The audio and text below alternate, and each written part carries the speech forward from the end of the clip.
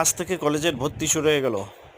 তোমরা যারা আজকে ভর্তি হওয়ার জন্য অ্যাডমিশন করার জন্য উঠে পড়ে লেগে আসো, তো আজকে অ্যাডমিশন না করাই ভালো। প্রথম দিন অ্যাডমিশন করলে ভুল ভ্রান্তি হওয়ার সম্ভাবনা সবচেয়ে বেশি থাকে, তাই তোমরা চেষ্টা করবে 1-2 দিন পরে ভর্তি বা অ্যাডমিশন করার।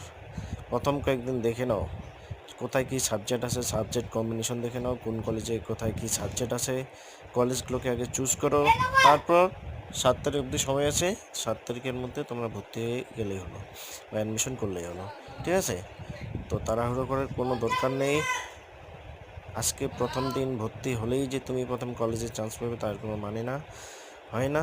তোমাদের মেন কথা হলো তোমাদের অ্যাডমিশন করার সময় বা ভর্তি হওয়ার সময় যে ফর্ম ফিল আপ করবে সেটাকে ভালোভাবে করতে হবে, যাতে ভুল ভ্রান্তি কোনো না হয়।